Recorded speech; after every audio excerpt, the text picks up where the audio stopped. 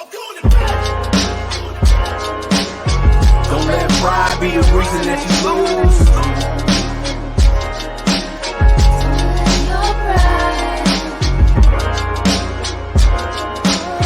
Don't let pride be the reason that you lose.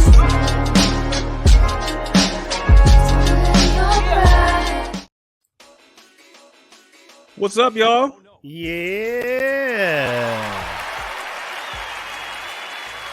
What is going on? There we go. Let's get back on brand. There we go. What's up, everybody? This is Nytelife, and this is the Plain Black Rapper Podcast. We are back, bigger and better than ever. I'm just saying that because it sounds like it's really cool to say, but, you know, we're here. We're here. Yeah. So, this is your boy not wearing a Gauntlet shirt, which for once, you know what I'm saying? Like, normally, I'd be on brand with the Gauntlet, but today I'm chilling. Yeah. Had to get some shit together over here, man. I had some stuff coming through the background, so that's not good. So Great Keys in the building. I see you. What's up, man? I gotta check the comments too. Yeah, man. Thanks for joining us, y'all. Hey, again, you know, just bringing the platform back. I know y'all saw the pod come back earlier this week. We had right before Christmas Eve, dropped the pod, and got some good responses on it, man. It was just talking about some hip hop shit and really got some good traction. So hopefully y'all are all good and ready to go. How you doing this evening, Sandman? Chilling, bruh. You know what I'm saying? Christmas is great. Family was great. You know what I'm saying? Like, of course, you don't want to have to go back to work the next day. You know what I mean? But it is what it is. Other than that, man, no, everything's good. I'm just trying to enjoy this little lull that we have between, you know, the last gauntlet we had, the Christmas gauntlet we had. The Christmas past the ox was crazy.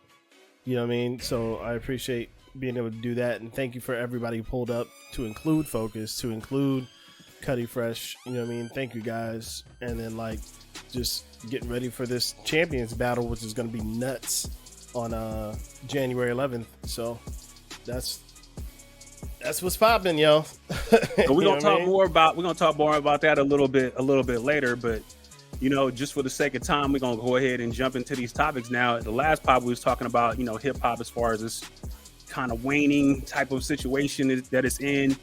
And, you know, me and Sandman got to talk offline, and I thought it'd be good to bring him by and to kind of touch on some of those subjects. What was the thing that stood out to you in the last pod that I dropped, man, that you wanted to talk about today? Oh man, so like when you were talking about as far as, you know, the responsibility of the artist as far as, you know, releasing music and like it for me, it was kind of a shared responsibility between the artist and the listener, right? So yes, music is consumed differently. Yes, music is not as valued as it was, especially we're dealing with streams and things of that nature. You know what I'm saying? Shout to the K-Bot, I see you. But you know, music is consumed different, and like the problem kind of lies on both the artist and the listener. The listener doesn't appreciate albums anymore, doesn't appreciate a body of work, doesn't appreciate the art form. You know what I'm saying? Like, everything is very, very fast consumed. Everything is very fleeting in the sense of, okay, you released this a month ago, it's old. When we used to just sit and like just inhale and digest a project and really listen. And granted, yes, at the risk of sounding like the old head, I don't know, man, I still appreciate seeing somebody's artistry, and that's definitely you know, displayed on the Gauntlet, because we sit and we listen and we really, really appreciate, even from a beat maker standpoint, what people are doing. You know what I mean? And it's time to really, it's our time to really sit and break down and just appreciate the sonics that we're hearing. And that's not done anymore. And I was telling you about the rollout for Black Rob, right? Like, I remember the last big rollout that I was excited about. You know what I'm saying? Like, even from all the posters in my favorite, record store at the time. And yes, I know record stores don't exist anymore, but like, I think I walked out of there with a poster, and like, I was super excited to go get this album, physical copy of this album. Like, literally all the hype around Black Rob at the time when he first dropped, you know what I mean? I was super excited for it. And honestly, like, the only kind of rollout I've been excited about lately for that has been, for Busta. And at the risk of copyright, but I'm showed anyway, this is like, I literally got a physical for Blockbuster. It's signed. You know what I'm saying? But like, he's one of my favorite artists. So of course I'm going to do that, but that's not really a thing anymore. There's nothing other than the digital stream that a listener can kind of gravitate to and like pull and like list and like have. There's nothing to like have anymore. See, and that's one of the things for me too, was like I was saying, it's going to get your album and being there at midnight waiting for your favorite album to come out was a thing. That shit was an event. That shit was like going to the club damn near. You know what I'm saying? You was excited about that. And I just think we don't have that excitement anymore. It's different from you just saying, man, okay, something gonna drop at midnight. I'm gonna wait until 12:01 and click on it and then play it. It's a different feel. And it's not something that you walking away with, that you have in your hand, that you gonna open and you have that excitement and shit. You don't even get that opportunity to really take that in. And I think that kills the connection for the artist, because you was excited about certain aspects of that shit and you don't have it anymore. I think we're missing a real opportunity and a real like vibe with that type of thing, as far as how we're consuming music now. It's just, everything is so quick and so microwaved and so like it's just there at the tip of your fingers. It's like you just click on one thing, it's automatically there. It's like you don't have to work for shit. Yeah, you're not wrong. I would say we should probably pose this question to our viewers as well, right? So like, maybe make a banner at the bottom and just ask them what their opinion is and see if they chime in as well, man. Like, how do y'all feel about just not even the state of music, because we always have that discussion, right? Like, that's always like how do you feel about music? And if you're older, you're going to feel a certain way. If you're younger, you're going to feel a certain way. But like, as far as how music is consumed and the equity or fairness as it relates to a artist receiving nothing from streams, you know what I mean? Like, just just want to get y'all involved too. I know he's interviewing me, but I'm a host too, so it's hard to not do that. Yeah, I mean, we want to hear what your comments are as far as that's concerned too. The thing that's important to me is just like the artist's expectation of people that are recording music now also suffer from that. They don't take in the fact of, if I just chill and I really put time into creating this project and make it the best it can possibly be, it will showcase everything that I want to showcase.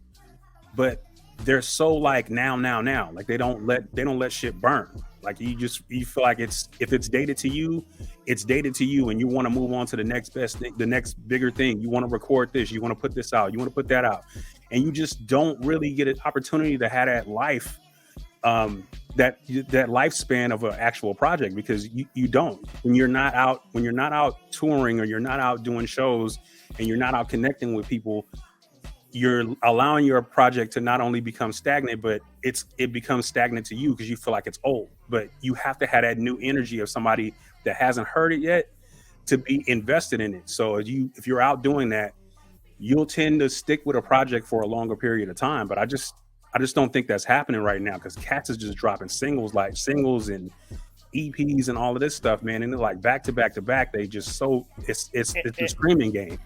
And I know we had the conversation that we had, and I said it still needs to be new to the artist because somebody's never heard of it before. But like, even us talking now, I think the reason why it's promoted to drop single after single is because the catalog that you're building up, what used to be albums is now the single. So when somebody Googled you, they're probably going to listen to the first 20, not even 10, 20 seconds of your song. They're going to move on to the next song. And for me, I'm thinking that you got this single, this YouTube video, lyric video, whatever. So now there's content for people to go in and be like, okay, now I like this person. I'm interested in this person. And I think that's why because we're microwave society right now, we need to give people a good sampling of who you are. You know what I'm saying? And the way that you do that is have content out there for people to kind of see who you are. You know what I mean? And the problem with that is it's not a complete work. It's nuggets of things that have to do with you. You know what I mean? So, but those nuggets of things that have to do with you, I guess in essence become the complete work. You know what I'm saying? So it's interesting, man. I mean, I thought it was a thing where another thing that we got to touch on too is just like the fact of how when projects come out, people are not listening for the project for cohesiveness in the whole project and how it ties in and what are the things like skits are a dying breed. Because that used to be skits, man. The tie-in. That used to be like the tie-in to shit. I miss skits. There was so much creativity in skits. Like going back to Bus and Flip Mode. You know what I'm saying? Like those are some of the best skits. Like the skits that were on the Fugees album. Like Redman skits. Like Wu-Tang skits. Yeah. EPMD skits. Skits used to be what's up, yo.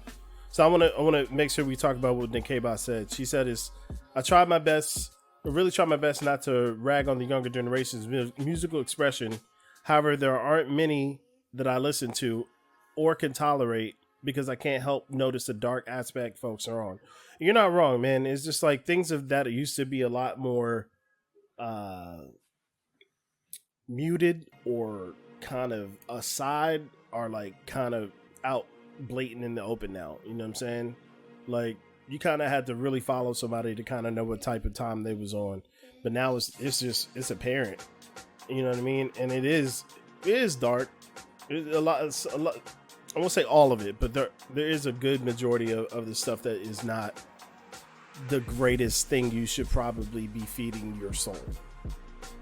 You know what I'm saying? And I'll leave it there. Yeah, I'm sorry. She said I listen to older music on a regular basis. As for streaming, I find it to be a waste of our energies at this point. Spotify CEO walked away with 14 million, and the average employee makes 14K.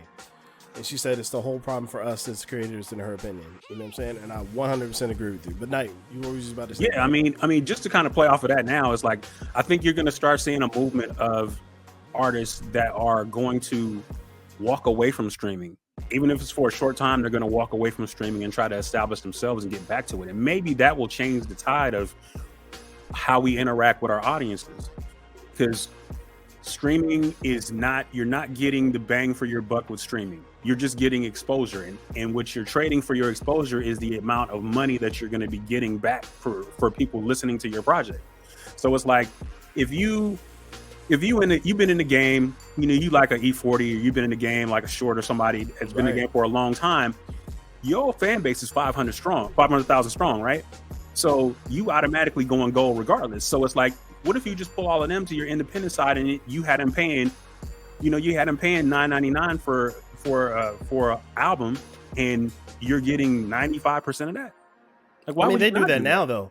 They do that now. And like, for example, I hate to go back to Busta, but it's the most relevant, most real time example. Like Busta was selling Blockbuster on his website, just BustaRhymes.com. You know what I'm saying? And like, I was kind of mad at him a little bit, but like I bought that album and I actually bought the digital version of it as well because I wanted it on my phone. I just wanted this so I could have it. Like I bought this album and I also bought ELE2 when it first came out, but I just wanted physical copies that I could have. You know what I'm saying? But I bought the digital versions of those as well. He's also just released this deluxe version, which is on the website, and the only place you could go get it is on the website. So for me, I think that's either artists have to start doing that and literally be direct to the website, or for somebody who's an independent, because I know we spoke about that too, that works for a big name artist, but somebody who's independent, like, you need streaming, or you need the place where people normally go and consume music, so you could be a part of that mix as well. I think it would take them literally coming together and for a platform like a Bandcamp. You know what I'm saying? Like, big name artists is like, I'm not putting any other music out unless, no digital music out unless it's Bandcamp or my website. Yeah. And then have a whole bunch of artists basically follow suit who are big name artists, and like have a situation. It doesn't have to necessarily be Bandcamp, but it needs to be a situation like that, to where it's direct to consumer, it's direct to, you know what I'm saying, to the person, directly back to the person providing that music, selling that music, just like Bandcamp does. It would have to be something like that in order for it to be. I think that's the only way it wins or works. You know what I'm saying? I mean, I think you got to kind of go with the writer, go just like the writer strike did. Mm-hmm. Everybody just got to walk away from this shit for a minute, and make them feel it. And when they make them feel it, it's like, all right, then they'll come to the table and decide that they want to be able to give enough back to the artist, so where it's going to have more skin in the game for them to be able to be on these platforms. Other than that, it's like, you build relationships, your fan base, the people that fuck with you, so to speak. Mm-hmm. So it's like, you can reach out to them. I mean, I look at LaRussell. LaRussell's a great example of that. It's like, man, he has a contingent that just goes to see him, period. Hell, nice. Rain, sleet, snow, don't matter. He throws his shows at his house. Like, it's amazing when you build that type of following and you build that type of fan base, so where you can sell direct and live and eat and have other people eat off of that's in your camp. And I think ultimately that's where artists really want to get to, but the streaming is such a quick hit, and you can make those numbers look as big as possible. 10 million streams looks like a whole hell of a lot, and when you look at it in that big a sense, it's like, then that makes me a big artist because I have millions of streams. When in actuality, you ain't making a damn thing off of it. Not making nothing. So I can't remember who I was looking at that just said the same thing as far as the 10 million streams, or like just the millions of streams and just how much money they actually made. And there was somebody here recently that was like, it's no point to it. You know what I mean? But at the same time, it's just like, when you ask somebody, oh, have you heard this new album? The first thing they're going to say is it on Spotify? Like, that's the first thing they're going to say. You know what I'm saying? So now, in order to get around that, there has to be the new thing that all the major artists literally gravitate towards, that is basically the model or the rubric of a Bandcamp. It's the only thing that makes sense. Yeah, I mean, I think eventually it'll get to that point, man. It's like, we'll get back to that. It's going to take time, and it's going to take some people that have some success and that's brave enough to jump out there and to do this and to be shining examples. When you get that, I think that will change the conversation. Yeah. Just to kind of pivot off of that a little bit, I wanted to talk about too, because hold on, we got to do this though. My man Anthony Davis said, "Good night, y'all. I truly miss physical CDs and going through a suitcase in your lap while driving." He said somehow it was safer than texting and driving. Facts. Okay, we're not advocating for being distracted while driving, but I get it. I get it. I'm not gonna lie to you. I appreciate digital music. I appreciate being able to go and have it on my phone, or just like, I don't have to pull out another CD. If I want to go to another album, I could just do it from my phone. But like, there was a certain thing to, there was like a certain like badge of honor and kind of trophy when you went in somebody's car and you saw their CD book and you was like, hey, what kind of music you got? Because you could literally learn a lot about a person, about what was in their CD book, and you could clown them too if they had some wild stuff in that CD book. So you'd be like, man, let me see your CD book, bro. And you flip through it. You know what I mean? So yeah, I do miss the CD book only for the nostalgia of kind of getting to know somebody, especially like if you was like dating somebody. Yeah, that they used to tell you a lot. They used to tell you a lot about them. Everything. You look at their CDs and be like, oh, okay. I don't think this is a match at all. I don't think this is gonna work. I got to go. Shout to Manny B. Shy, see you, bro. What up, Manny? What's going on? I know I'm a difficult interview, bro. I'm sorry. It's okay. It's okay. I appreciate you. Because we're two hosts, bro.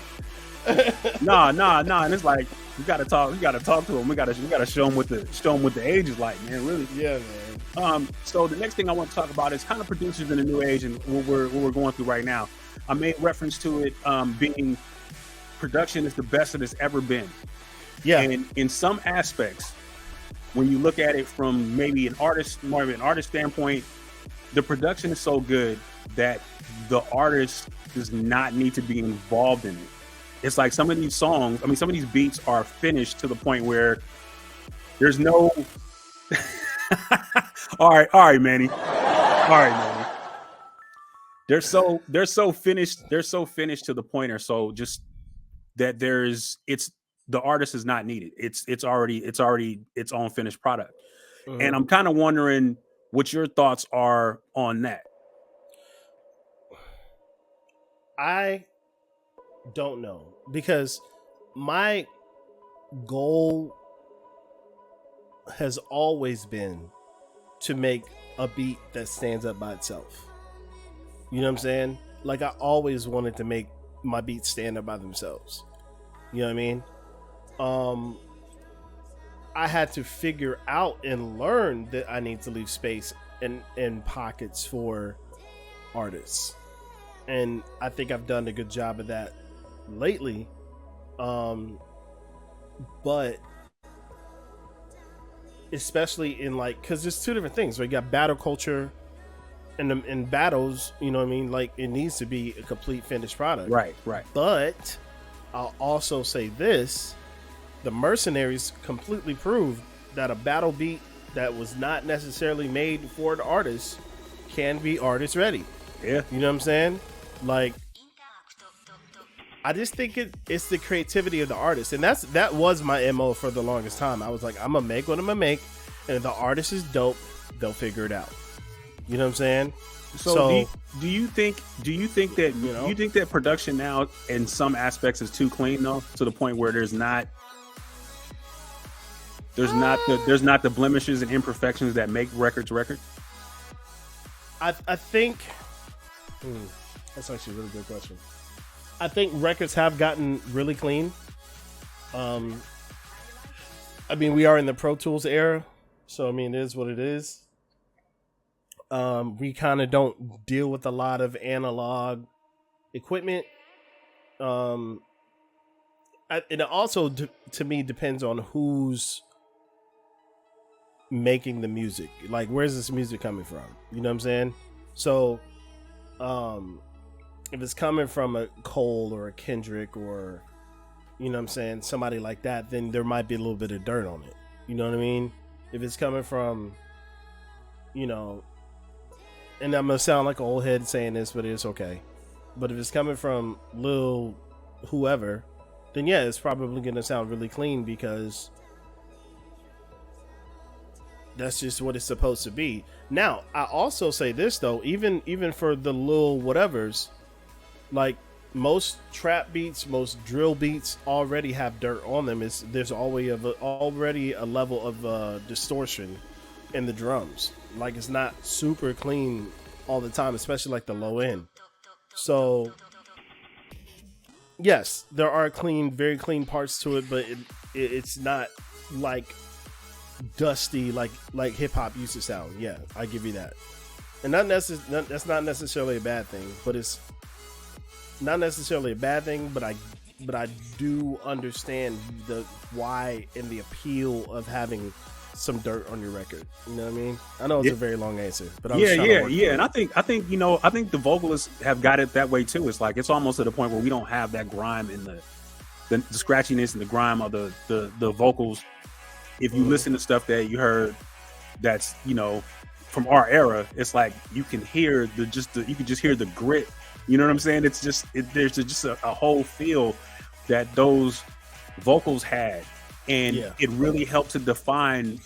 Really helped to define artists, because you as an artist had to establish yourself and fight through that and still be able to make it sound great. And I think that that whole fingerprint of it being of when you hear a song, it's like, oh, I know that's Nas, or you hear a song, oh, I know that's Busta, or when you hear production, oh, I know that's Primo, oh, I know, you know what I'm saying? You don't even have to look at credits or nothing. You can hear it. But I don't think that's necessarily dirt. I think the argument that you're making is that there isn't a lot of originality in sound. No. You know what I'm saying? Now that I'll go with 100%. The originality in sound is gone. Everybody does sound, especially what we'll call popular music. You know what I mean? They sound the same. Like there used to be, yes, you knew when you heard a Havoc beat, you knew when you heard Large Professor, you knew when you heard RZA, you know when you heard DJ Scratch, like you knew when you heard something from JD, you knew when you heard, you know, pick Jazzy Faye, pick somebody, you know what I mean, Alchemist, you know what I mean.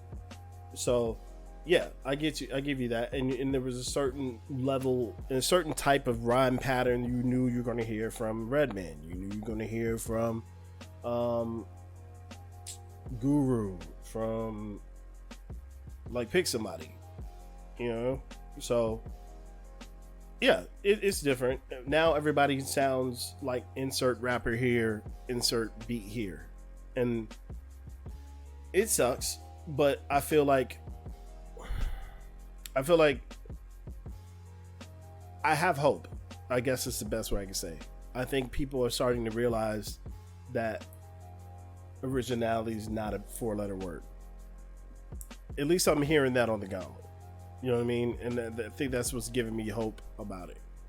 Yeah, I mean, shit on the Gauntlet, man. It's just like, it's never old. We never like it's. You come and you will hear something different every time that you go there, because and that's what all the platforms too. It's like you will hear something different each time from somebody. You may find your favorite producer there or something like that. It's just a matter of what you're willing to be exposed to and putting yourself in situations to be exposed to certain shit. You know, if you are the ones that's going to sit there and listen, if you're streaming and you make a playlist and you listen to all the same shit, you're not going to be exposed to other things. And that's why that's why the artists have to play these streaming games, and then they have to rap like little whatever in order for them to be able to get attention, as opposed to them going to their original sauce and doing what they normally do.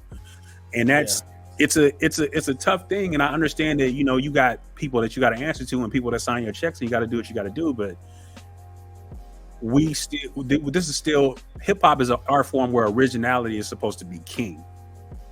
You're supposed to be able to showcase originality. Somebody hear some shit and be like, I never heard anything like that before. That's dope. Like you don't hear that now. It's like things are the same. You could turn on Top 40 radio right now and you can listen for an hour or so and you're gonna hear the same fucking drum pattern 16 times in 16 different songs. The same drums, the same bass, the same slides, the same shit. You're gonna hear the same things over and over again. So it's just a tough time that we're in, and that's why I was kind of on the fence about, you know, as far as where is hip hop really going, man? It's like, what are we going to do? How are we going to be able to continue the course to be able to see another 50? Because it's like at this point, like, we might be in trouble.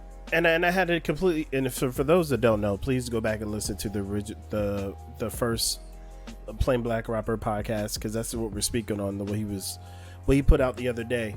So we're kind of just having a follow up about that. But if you haven't heard it, please make sure you listen to it. Maybe after this, good listen, quick listen. But anyway, that's where I had to kind of disagree with you, bro. I was like, I think hip hop will find a way, because the 80s rappers would have never thought it would have, like, and I know they never thought it would last 50 years, because they completely showed how appreciative they were during all the festivities and celebrations. You know what I'm saying?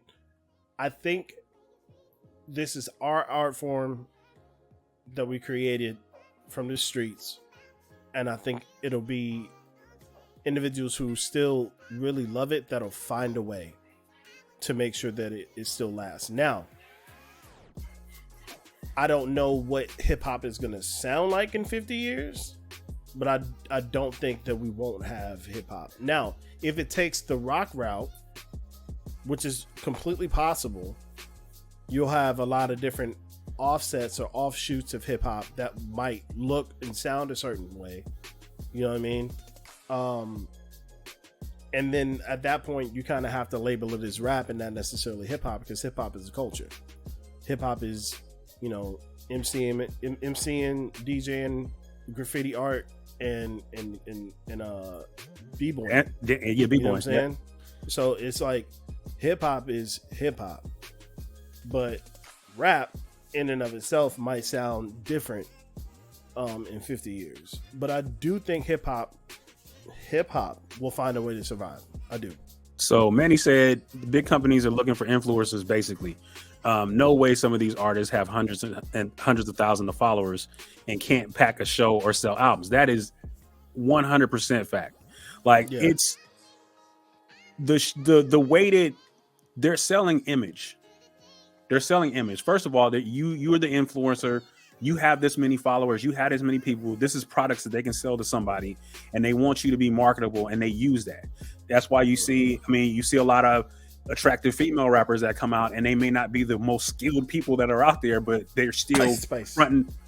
They're still front and center, and that's the reason why. It's like they're selling the package more than they're selling the art. It's like there's no art form involved in what's going on right now. It's like, you know, that's why I said, you know, you can point directly at top 40 and see that, but it's just a matter of, do you want to go through it as an artist? Do you want to go through the process and take your time and create something? Everybody is so mad at Kendrick when he takes these hiatuses and doesn't create and doesn't make music. When is he coming out? Oh, he's not gonna come out. Oh, he's not one of the best, blah blah blah. And then all of a sudden he dropped a project and he remind everybody just where he at. And but the crazy part about Kendrick though is they're gonna buy it. Yeah, they're gonna buy it. I want to get to that point as an artist to where I can do that. You know what I'm saying? I think that is the best place as an artist you could be. I'm not here. You want me to be here. And I'm not here, and it's still enough for me. Like, my talent has made enough away for me to when I do drop, you're gonna buy it. The person who's doing that right now, Outkast, killed everybody, was Andre 3000 with the Flute album. Right, and Outkast, you know what I'm saying? Just going to Outkast. Outkast was them, just like that. We going away for 3 to 5 years. Right, we gonna do whatever we want, and then we come back out. Y'all gonna love us like we was here yesterday. And it happens because what you're getting is quality from them. They're not gonna sit there and go away for that long and come back with some bullshit. You know what I'm saying? And it's just like, you got to be willing. You have to let people go and kind of just build that love back up, like that wanting and that waiting. It's almost like you miss a person for a long period of time that you've been gone. You may go on a trip, you may go overseas, you may do this. When you come back, you look at that person and you like, damn, you know, this is who I've been waiting to see. And I think we have to be willing as people to be patient, but this is not a patient game anymore. We don't, everything is microwave. Everything is now.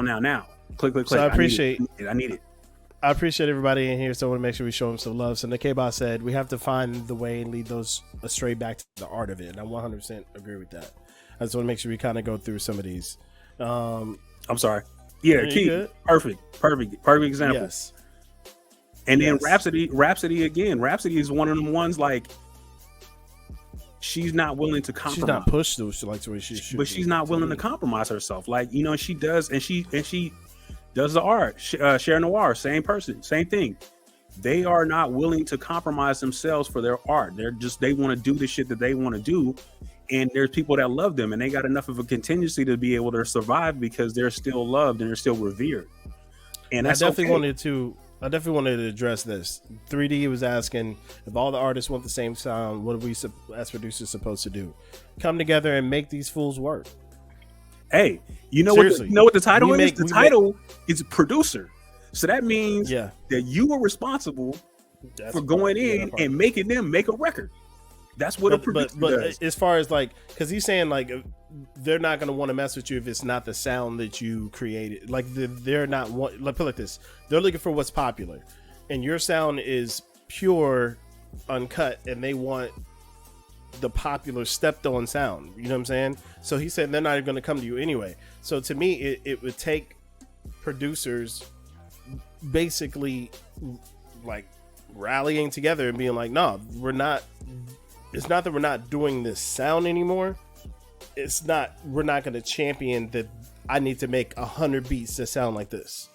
You know what I'm saying? Like, I personally try not to make the same beat twice. That's just me. You know what I mean? But that's not what it is for a lot of people. I mean, from the producer's aspect too, it's like that shit is big business. It's like I gotta pay my bills. So if 10 of these is gonna pay my mortgage, then fuck it. I'm gonna do what I gotta do. So I get it from that end as well, but it doesn't suit the game the way that it should be suited when it comes down to that. Just to be able to kind of move on a little bit and spin off of that. So we had a conversation, me and Sandman, we had these conversations all the time, man. And we talked about, and it's not necessarily a movement right now, but I think it's gaining a little bit of steam. And we're starting to see it pop up here and there. And it's not something that hasn't been touched on in the past, but I think now we're getting to that point. Is the free. How about Nick Ball real quick? So what? How about Nick Ball real quick? She's asking how you can find her on Facebook. Or she could find us on Facebook. Yeah. All right. So as far as where you can find us on Facebook, you can go to the Plain Black Rapper Podcast Facebook page is there. We also have Mitchell Media Review on Instagram, at Mitchell Media Review on Instagram. That's where all of the shows lie, including the Plain Black Rapper Podcast. So there'll be links there as well. And I'll put a link at some point in this chat, so that way, you guys can all have that, so you can check it out. We're housed on YouTube, housed on Facebook, housed on Spotify. You can look up the Plain Black Rapper Podcast or Mitchell Media Review, and you can find it on Apple Podcasts. You can find it on Spotify Podcast. We're pretty much wherever there are podcasts, it will be there. So make sure that you check it out. And again, I'll drop the link in there afterwards. And also, Nytelife is streaming this on his personal page as well, and I'm streaming this on my personal page as well. So if you're friends with either one of us on our pages on Facebook, you should be able to see the stream as well. Yeah. So and share it if you share it. Share the stream. Y'all know the rules. You know the rules when you come into space. Share the damn stream. So again, just kind of pivoting off of that. So I want to talk about the no free beats movement. Since we're on producers, we're producer oriented. We do the Gauntlet, and so I want to know what your take on it is on that. I'll give you my take as an artist on that, and we can kind of go from there. So I'll let you go first, sir. Of course you will. Yes, sir. Get into it. Okay, so no free beats is based off of abuse, producer abuse, right? Artist A comes to producer A and says, "Hey, bro, I want to get some beats from you," or "Hey, ma'am, I want to get some beats from you," because the K-Ball is fired and she's in here. I want to make sure you represent for her. I want to get some beats from you, and then producer says, "This is my price."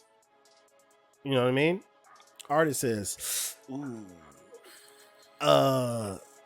Can we work together, work out a deal, bro? I'm just trying to build with you, bro." And that is, I hate that term.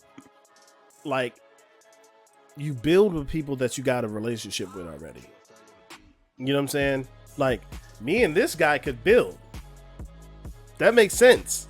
You know what I'm saying? Like, we've done so much for each other in the past and got it out of the mud with each other so much that it makes sense for me to build with him. I don't know you like that. You found me on the gram. You found me on YouTube. don't be like, just because you don't want to pay the price that I charge, because I understand what my worth is. Here's the thing. Here's what rappers don't understand. This is going to sound bad, but I don't mean no harm. All you have to do to be a rapper is go get a composition notebook and have some skills. You can find somewhere to record. You know what I'm saying? You're gonna write rhymes, or you're gonna memorize and try to spit your rhymes like Wayne. Whatever your process is whatever your process is. You don't need anything to be a rapper. For us to be producers, we cannot produce a blessed thing unless we have equipment. That equipment costs. It ain't cheap. And we get cheap equipment, we're going to make cheap sounding beats, with rare exceptions, because there are rare exceptions. But for the most part, if you get cheap equipment, you're going to make cheap sounding beats, period. You know what I'm saying? So with that being said, you like our production, you appreciate our production because we put time, effort, and got our skills up, put the money in to make sure we could sound like something. And then you're coming to us and saying, nah, bro, I can't, but we should build. No, bro, build my help and help me get my pockets straight. You know what I'm saying? Like, I'm literally doing this for the love of the art, yes, but if I'm selling my goods, you're gonna be cool with it. You know who doesn't ask for discounts a lot? Singers never come to you and say, I'm trying to build with you. You know what I'm saying? Like, it's so crazy. But like, for some reason, rappers come to you and they say, I want to build with you. What? Now, when it comes time for a rapper to sell said song that he built with a producer with, because producer caved in and gave you the record, you know what I'm saying? They're going to go sell the record. And they're going to want people to buy the record. Come to my Bandcamp. Come to my da-da-da-da-da. I'm going to stream it. I want to, you know what I mean? But you want people to support you monetarily once you put out the finished project, which you're probably not even going to ask any kind of consultation from the person who's the producer, which is their job to produce the record and be the person who is the sonic executive decision maker for the record. You know what I'm saying? Like, you want to you feel like producers are dispensable commodities. You should just make me beats. Like, bro, what are we talking about right now? You know what I mean? You wasn't with me when I had to put these two nickels together and try to make a penny. Yeah, I said that backwards, because that's what it be like. Like, when I had to put these two nickels together trying to make a penny to buy this piece of equipment, where was you at? Yeah, no shit. You know what I'm saying? Like, when I had to go on YouTube and watch tutorial after tutorial for hours to figure out how to sidechain something correctly, where was you at? But you want to be for free? So yes, that is the no free beats movement in a nutshell. All right, so coming from the artist standpoint, I completely agree with everything that Sandman says. My thing is that I don't want it to be able to damage situations that are organic situations between producer and artist that are doing things, and it may stop something from happening. Where it is a legit opportunity for both to be able to grow in that situation, and they have excellent chemistry, and they can go, and they be like, well, the no free beats movement, fuck that, I'm not doing it, and we may stop something before that can start. Now, that's not to say that y'all should be paid for y'all should be paid for y'all shit, but there should be no free verses either, because and the artist too, in the sense is, a lot of times an artist is like, hey, producers are like, I need my beat showcased, rhyme on this, and the artist is not paid. And I think that we have to be cognizant. That's super rare, sir. But no, it's not. No, time out, because there's no artist on YouTube selling Kendrick type verses.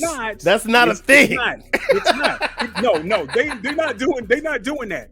But I'm saying in the sense of it does happen.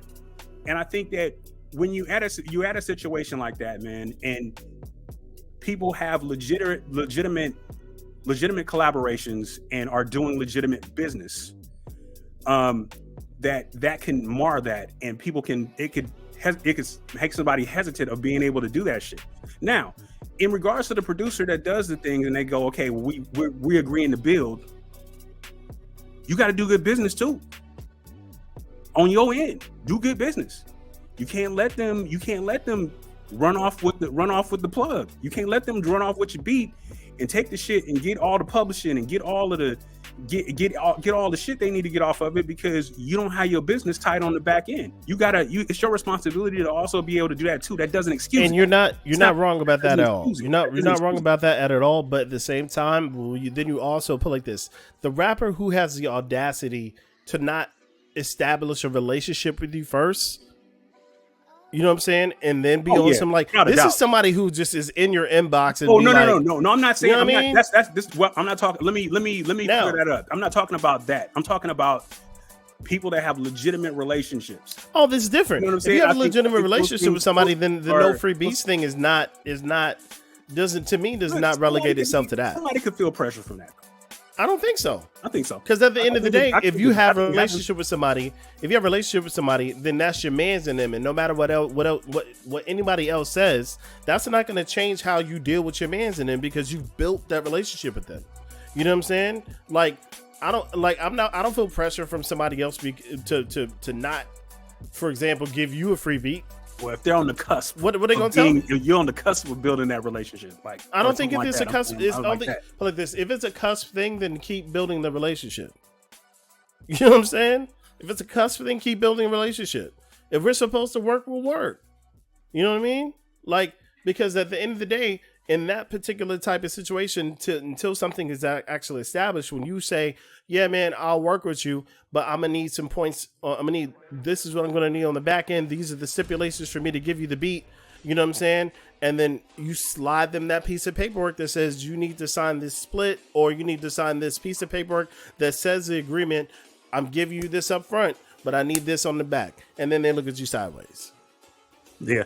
I mean, I've signed my share of paperwork when it came to stuff like that, and when I dealt with people, I have no problem with doing that, because I want people to do legitimate business. I've had times where I've rhymed over beats, and then the producer hits me and goes, "Hey man, I got somebody that's wanting to pay for that."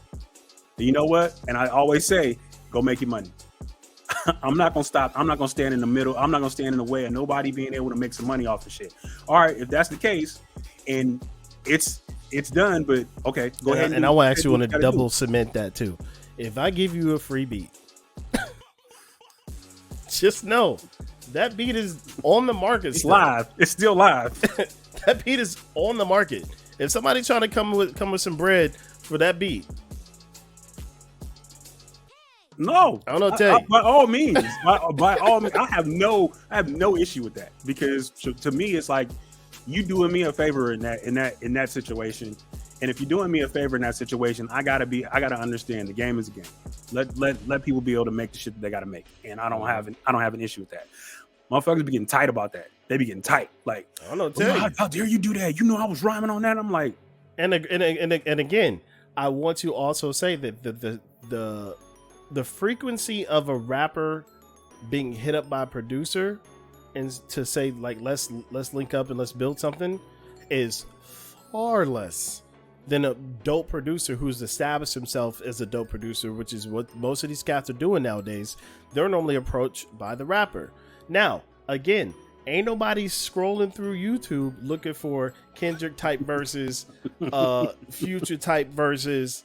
Like, nobody's doing that, but everybody's scrolling through YouTube looking for Kendrick type beats, Future type beats, 21 Savage type beat. Like, you know what I'm saying? That's an excellent point. So I don't know what to tell you. I can't even be mad at that. That's excellent. I was like, nobody's Nightlife type verse. I need one for this. Let me go ahead and grab that shit from fucking Verse Click. Right. Okay, yeah, man. Hey, so yes, the no free beats thing literally is from producers catching abuse and then being like, I know what I'm worth and I'm not dealing with that anymore. So now, there are caveats to that would be, I have a relationship with you. You don't know how much and how far you could go just based off of relationship with building with people. You know what I'm saying? Yeah. Like the things that can be afforded to you, and it has to be pure. You know what I'm saying? It can't be I'm building this with you strictly for the purpose of trying to get something out of you. No, people are gonna see through that. It's gonna be fugazi.